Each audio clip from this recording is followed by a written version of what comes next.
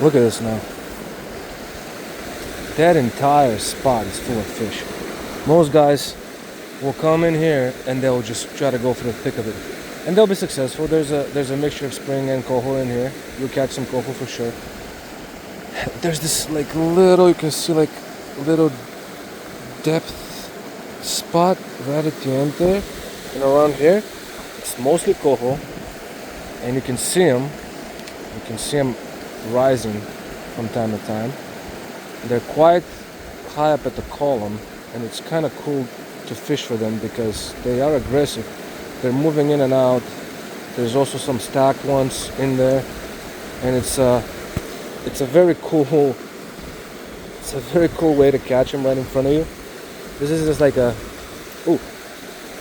is a great example of why I wouldn't ever use sink tips, because I'm fishing so close for these fish that sink tip, just length, it just doesn't give you any kind of chance or ability to be retrieving as close to you as you need to. I mean, that bite happened not even 20 feet in front of me. So how do I do that with a spay rod or like with a regular fly rod but on a sink tip? It really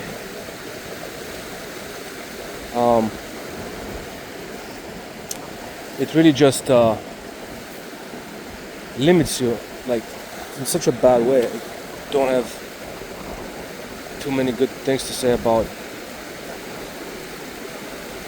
frigging sink tips. I know they're very popular. I guess guys just kind of use them to drift with them, sort of deal.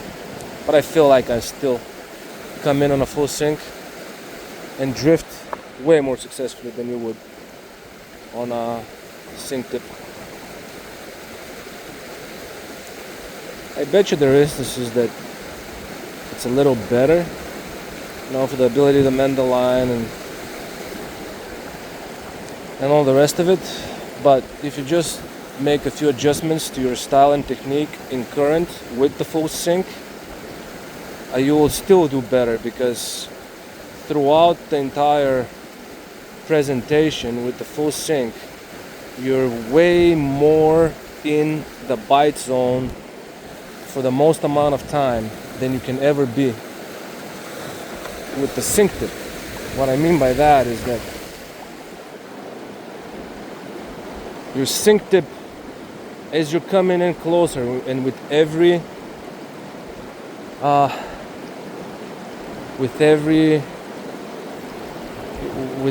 one little retrieve, your fly is going higher and higher and higher up in the column and away from the strike zone and the fish. So again, learn how to do it with the full sink line. And over here it's not even that deep, not that deep at all. And you can see that I can pull it off with the full sink line just good, because I mean, you know, I can retrieve quite a lot quite quickly as I drop, which will still keep my fly, you know, anywhere between a foot to like 3 feet on top of the column, which is really enough. And it's actually great. You can't quite do a very slow retrieve or use a very high fly. Ooh, in those circumstances, I did get a fish. But again, that's what I'm saying, is if you strategize and you know, change some habits up, you'll find that it's way better to utilize the full sink line in so many circumstances. 2 casts, 2 bites in a row. See, I'm letting it sink for like only 2 or 3 seconds, because I find that the fish are about anywhere between a foot and 3 feet off the surface where they're biting, like this one. Another spring into those coho. No, stay up, stay high. Stay high. Oh, he went down. Stay high. Water. Just a head above water. If I can make this fish get its head above the water again and turn it, I'll be able to land it fairly quickly. There you go. If I'm able to keep my fish's head off the water. Ooh, but it's a strong fish and I'm risking the rod. Oh, good, good. But you see what I mean? You see how nicely it was coming back? When their head is off the water, they're having the hardest time.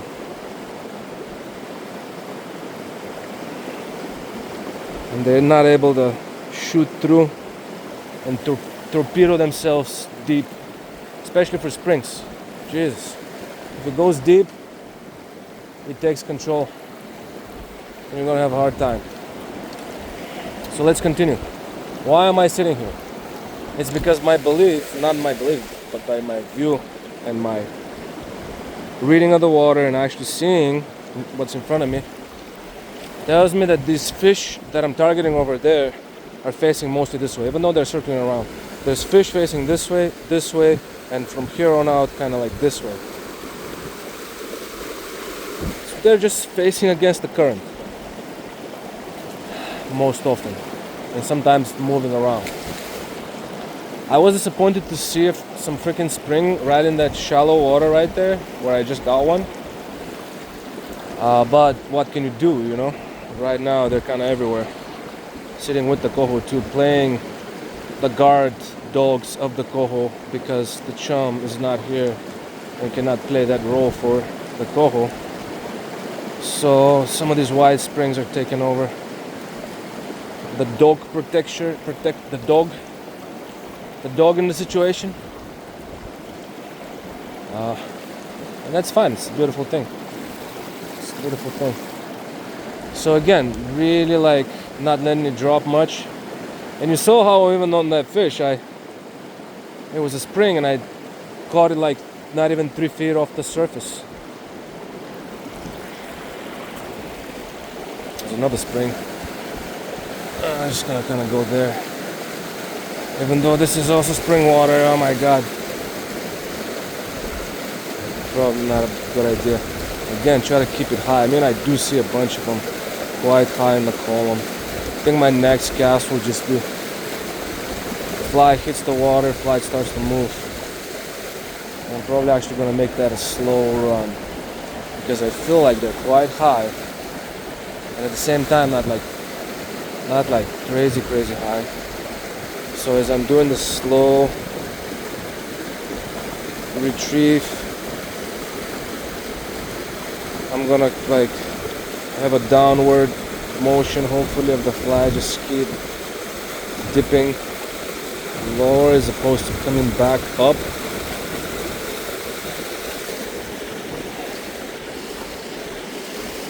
I think this is a coho now. Finally. Oh wow, that's a big jump. I think it's actually a snag on the side of the cheek. Oof. I think that was a snag on the side of the cheek. Well, it does happen sometimes. This happens on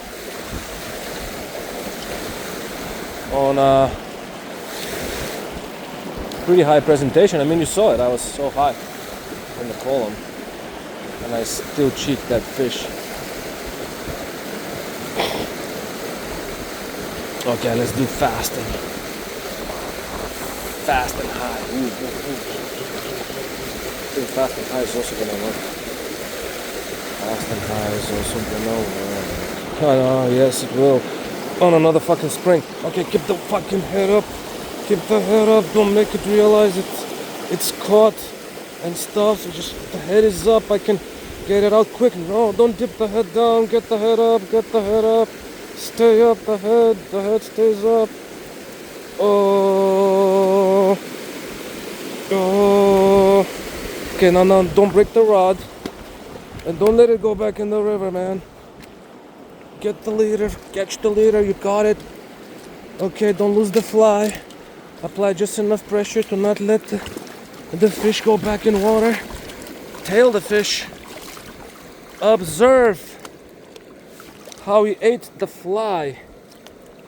so high in the column as we all saw it. We all saw it. You bastard, aggressive bastard. Look at what tiny fly you're trying to get.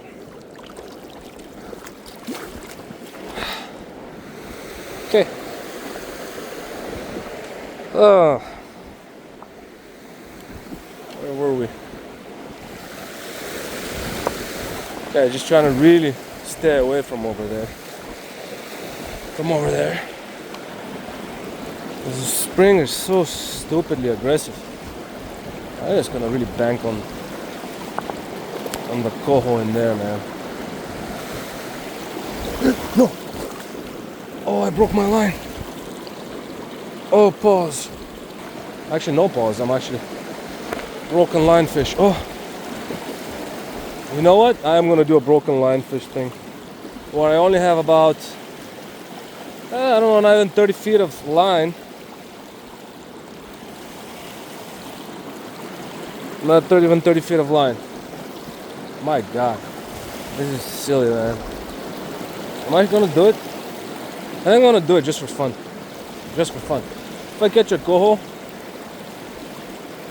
I'm definitely not gonna need all this line. If I catch a spring, I mean, the last one I landed didn't need more line than this. So, but that was a perfect thing. I think you saw what happened there. Perfect thing where it shows that if you keep their head above water, they'll be really good. Look at the risky thing I'm doing. 30 feet of line. My line broke. Just for entertainment purposes, I'm gonna catch a coho here. Hopefully a coho here and land it. Okay, so why am I casting here? Let's repeat stuff. Casting here because it's mostly coho in this little hole. There's a reverse current that's coming this way, so the fish are facing this way. So that's why I'm in this position, which is the furthest position that I can go to be at this angle. I guess, I mean, I could hop by a little here, sort of deal. The other best way is obviously if I'm there somewhere and casting that way, so I can hit the entire thing.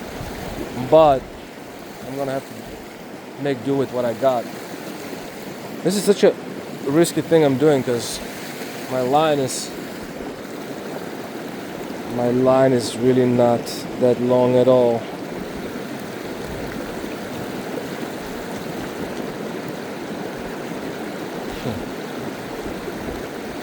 I don't know what that was a fish. I don't know what point I would have been proving if I catch a fish now. What, that I don't need much line? Yeah, that's a good point. You don't really need much line. Sometimes it's actually, I was pissed off that buddy at the store who put so much backing on my fly line that when I have all my line fully reeled in, it's so tight that sometimes, you know, if you reel it in just one spot, you'll be just too much line to be able to reel in, and that's bullshit. You don't really need that much. I'm not even gonna say whoa, whoa, man. You know what? This is gonna be the final cast, last cast. I'm not gonna mess around with this. I don't have to prove nothing, man. I know I can land fish off of. Oh well, there you go. I'm gonna do it, and on a coho. As I was giving up. Let's see, this coho is gonna be. I'm gonna play it a little bit because I don't want to lose it. I don't want to force it too much, but I also don't want it to spook the rest of them. So you know what? Let's actually get you in, right above water. Right above water. I think you're wild, yes. So let's basically get this out of the water a little bit and get the leader when you get close by. Hold your head above water like that. Tail you. Whoop, head above water. Don't slap on the rocks too much. Whoop, the hook came undone. That's okay. Perfect. Good. Good. Better than a net if you know how to do it right. Okay, I'm gonna connect my line back up.